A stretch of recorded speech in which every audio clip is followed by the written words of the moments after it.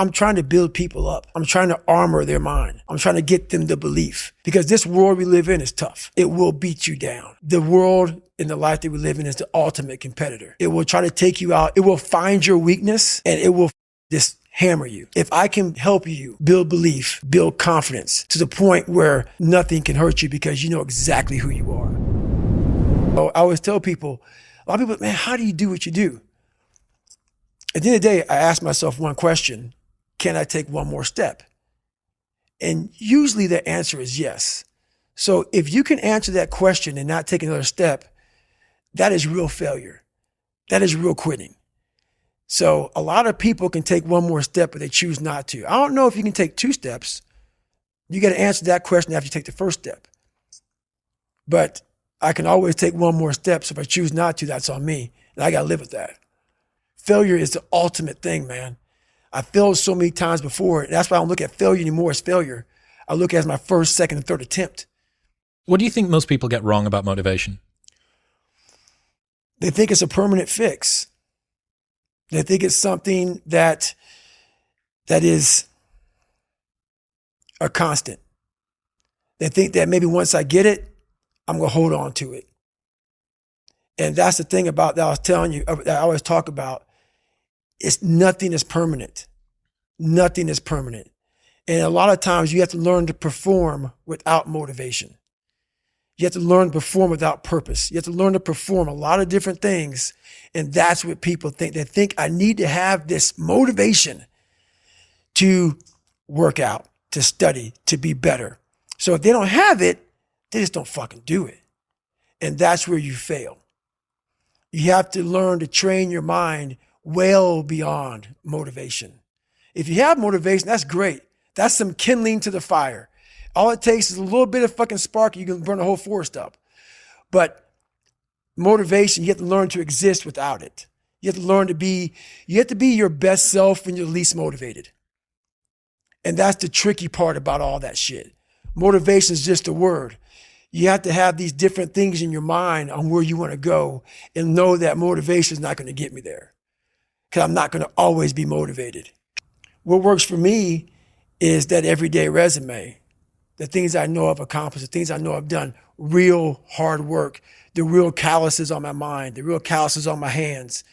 That's it. You don't need to pound your chest in the mirror fucking anymore if you have that.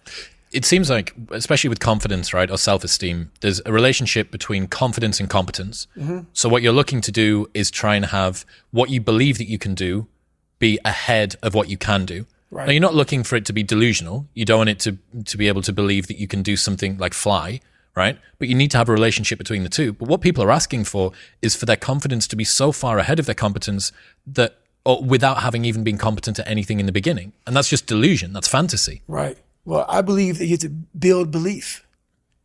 Belief is like, there's an after school special belief where the mom says, believe in yourself. And that's all great. But there's also a built belief. And the built belief is one where you are constantly, like for me, I came from a bad place. How I build belief is through the daunting tasks I put myself through. So that's proof positive that I can. So it correlates. And that's how this piece of shit kid I once thought I was built belief by saying, I was in 3 Hell Weeks. I went to Ranger School. I tried out for Delta Selection. Undeniable stack of proof. That is proof, motherfucker. So whenever you think you can't, the confidence comes from the thing that you built.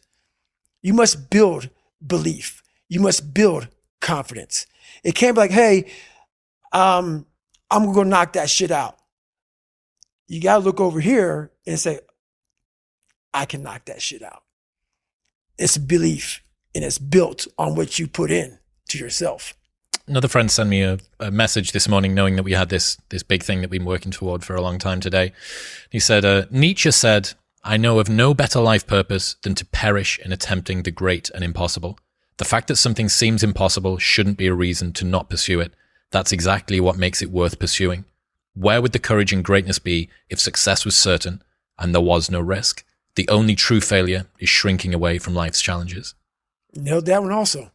2 for 2. Nailed that one also, man. Yeah, it's that dealing with laziness and self-doubt thing, I think. And I do wonder how many people use the look in the mirror, pound the chest, stare into your eyes, say your affirmations, don't get the results, and then lose confidence. Well, that's part of it. A lot of it is limited horizons. Limited horizons are like, I use me as an example always. I came from a small town in Indiana where there was a handful of black families. And a lot of people in that town, when you come from a town of 8,000 people, it's like we had a local plant, Great Dane. And you're like, you know what? I want to work at Great Dane and get a house next to my mom. That's what you know. So many of us come from these small places in our mind that we're not willing to think outside of only what we've seen. Our mind works in such a small compartment. And one thing I was able to do was to dream. Many people, but don't make dreams your fucking master. But I was able to dream outside those fucking four walls of that small town. And until you're able to really put yourself into that dream, but don't make dreams your master, that's where you truly become what you're destined to become. That's going to come at you. It's going to come at you whether you've been bullied or not. There's going to come a time when it's going to come at you. And it's going to be a lot worse than fuck or motherfuck. It's going to be a lot worse. And so we are training kids and people to be soft in a world that continuously gets harder. And it doesn't correlate. Like that guy talking about the tear gas with the SEALs. Is that necessary? I don't know. But what is necessary is you have to build a person that can withstand the pressures of whatever they're going to be dealing with in life. And we don't do that. I'm not trying to send a message of run 200 miles, be the baddest motherfucker in the world, but be tough. You better have a part about you that's tough, a part about you that can break down situations and get better.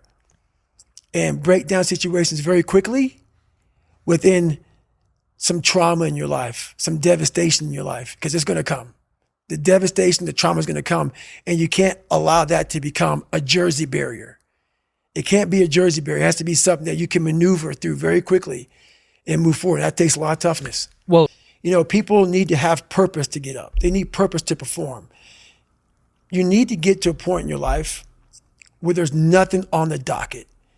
There's no 5K. There's no I'm going to get into school to be this or that and still perform to the highest level. Because what people don't get is one day that thing's going to come up. And if you're not constantly performing without purpose, you're not going to be ready when the time comes. It's this magical thing, purpose, that we're all looking for. But what's funny about it all is that we need these things to perform. But we don't take a second to realize the purpose is always there. The purpose never leaves us because the very purpose is you.